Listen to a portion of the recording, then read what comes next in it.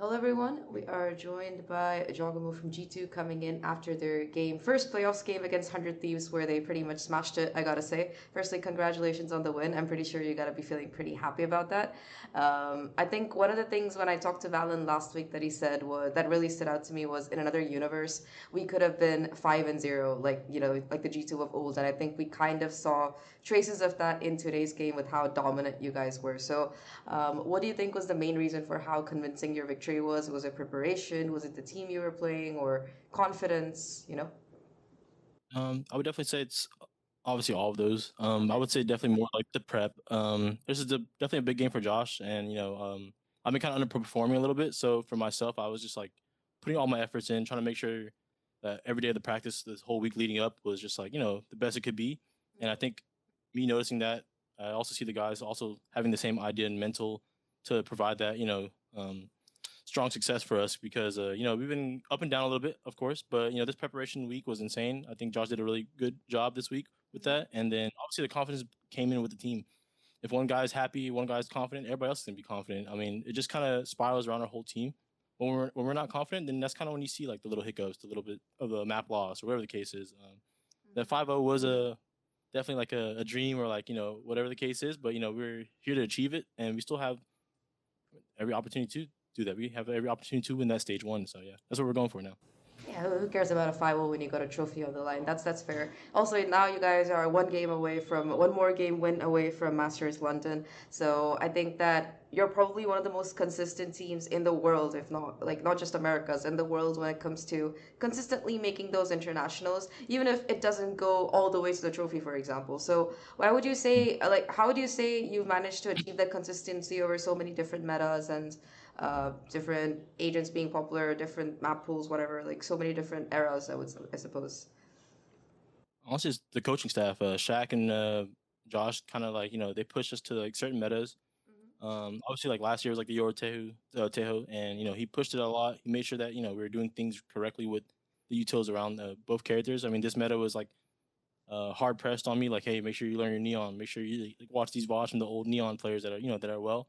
He knew I was good at neon before, like 24, but there's another person that came out like Danby, like you see all these names now, Spike. There's a lot of good other neons that he said just focus on what you have to do, and then the game flow and the macro calls, everything will go your way eventually, and then you'll be fine. And I think I took that to heart, and I think the rest of the guys also were learning their roles. Like Valen was playing Harbor for a little bit. I mean, Dre came in playing Chamber, playing Vise. Trent is a go-to initiator, so it doesn't matter what he plays. He can play whatever he wants. And Leaf, especially, I mean, he's an all-star player. He can play almost any role. So the amount of time he put in together, and the amount of prep work and amount of skill that we have, I think that just leads up to like eventually, once we know what we need to be comfortable at or be good at, we'll be good at it. It just takes a little bit of time. Sometimes it sparks, sometimes it doesn't spark. That's just how it is.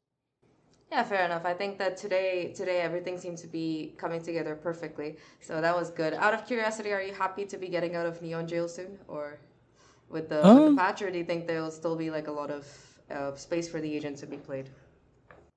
I mean, I've been playing a little bit. I'm not trying to play too much on the live client right now, obviously because of the nerfs. They weren't that good to be honest. Like they're pretty bad.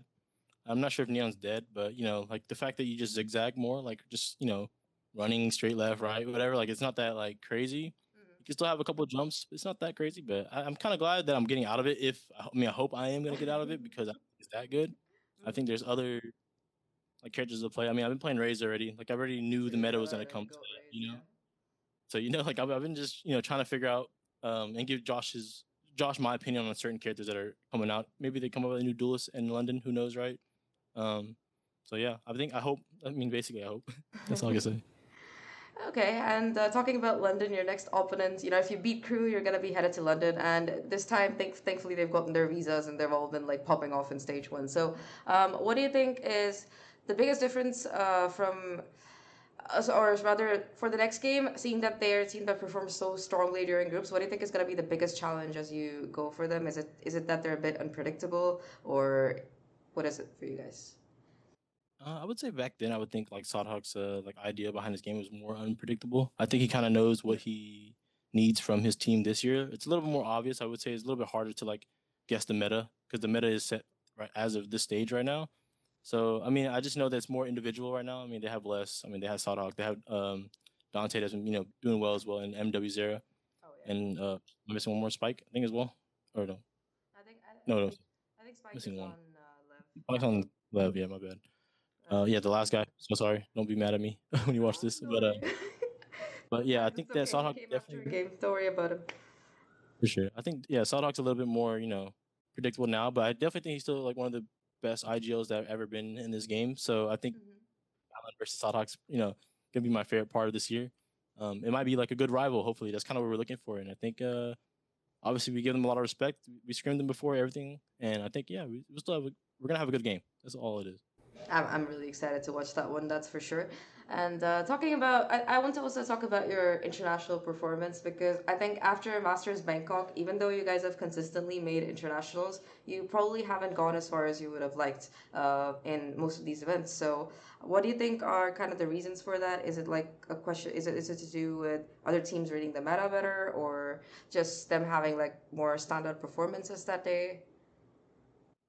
Yeah, I definitely said like after Bangkok, it was a little bit of a rough patch. I would say. I mean, Toronto, we kind of just got put into like a random meta. Like we knew the meta coming out, but they changed our meta that we came in previously with.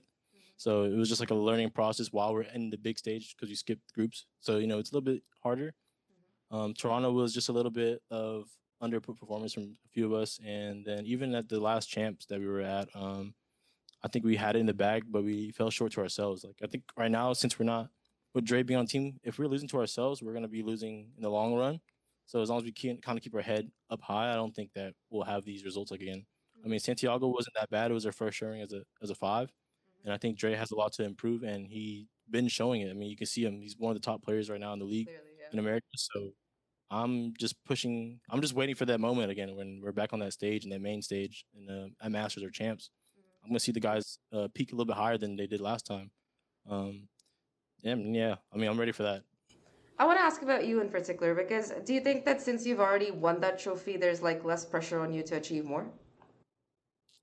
I mean, I wouldn't say less pressure. I thought Bangkok was almost in the bag. Of course, I think that's the feeling that I kind of hated the most. I mean, I lost in Tokyo and I didn't do good, and I was like, damn, that sucked. But this Bangkok run that I had was probably one of my best performances at a Really Masters, and I crazy, was yeah. just like, I need to feel that again. Like I mean, I always told Josh like I'm the grand finalist. Like just get me to the grand finals, and I thought I showed enough. But it's not about me at the end of the day. It's like the team. Like once we get to those hard stages or the hard knockout games, those are the games that I tend to show up. But Hmm. I was asking Josh throughout the year, like, how can I just do that every match, or how can I do that within consistency? Because I think eventually, once consistency is found throughout the year, that's what the champs is. I mean, that's what NRG did. Like they sucked the whole year, but they pushed it through and they made that champs run and then they won again. Ethan won again. So like I'm obviously not saying there's no pressure. I think that I want to achieve another trophy like Ethan.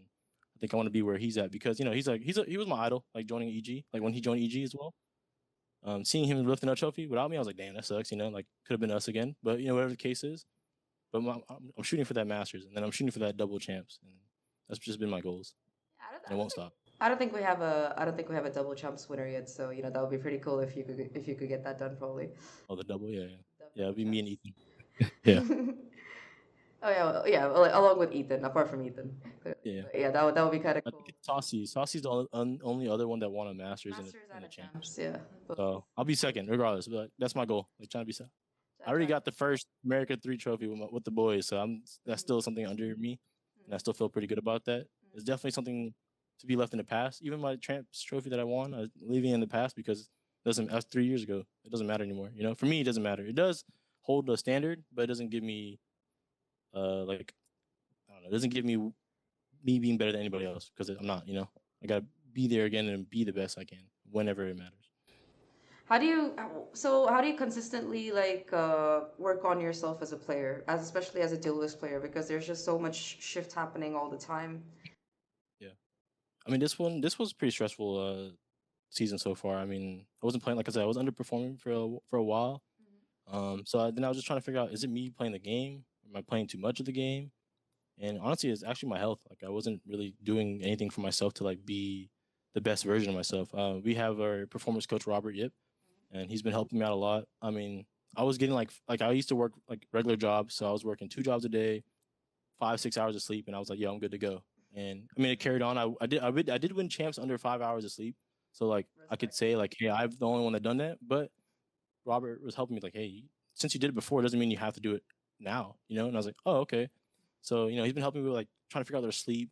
I mean, we have aura rings, you know, like we're trying to figure out like the best case scenario for your individual performance. And I mean, actually the first thing I figured out was just you just need sleep. And I was like, wow, okay. So just trying to be consistent in my health. I mean, I've been working out more with, you know, this year. A lot of things just changed, and I think as long as my health is okay, I think everything will come. And that's what I'm kind of preaching a little bit. And I mean, Robert helped me out a lot with that, and the team as well. The team's all in it. All of us are in this, like in this team because we just want to keep pushing ourselves to be, you know, healthier, stronger, and you know, we'll be back on the main stage doing the same thing at the Masters, at the Champs. We're gonna be doing the same thing, just going to the gym, getting healthy, and then eating good. I mean, that's all you can do. I think that's a pretty important attitude to have. And also, I don't know how you're functioning on 5 hours of sleep. If I get less than seven, I'm so grumpy. All right, I don't know either. last couple of questions. Last couple of questions before I let you go. We're almost done. Don't worry. I think that you talked about Babybay a little bit. So how have you have made him like a part of the team so quickly, so fast. So I just kind of wanted to ask about how you did it, what you did inside the game as well as out of it to make him such an integral part of the team within like half a split or one split. I mean, he kind of does it himself. I don't really have to do too much. He's just a people person. Like he loves just being around the guys. I mean, he's been playing games for so long. Like he has experience of like making connections with the individuals next to him and the coach staff. And I think that just plays a big part. And I think my role for him is just like fitting in with him, just trying to make jokes with him. Because like he told me like he just wants me to express myself and be myself. And I was like, damn, I haven't done that in a while. You know, it's been a little bit. And he's just like, just enjoy it. Like we're not gonna be here for a long time. We don't never know. He's like, I'm 30, whatever. And I was like, okay. I was like, I'm catching up. He's like, exactly. So just make the best out of it and just enjoy the time we have together and enjoy the team that we have. And who cares about the outsiders? Who cares about, I don't know, even in the team, who cares? Like, it's just, you know, as long as you're with the person, like with Dre or like with the teammates, we're just trying to have fun. And we don't have beef with their team. Like, we just try to enjoy every time or every day and the time that we have with each other. And I think that's the easiest part to do right now. I think that's a really nice sentiment to have, and I'll probably try to apply some of that to my life as well. Anyway, thank you so much, Jawgemo, for today, Thank you. and good luck for your next game. Thank you so much. I'll see you next time. See you next time. Bye.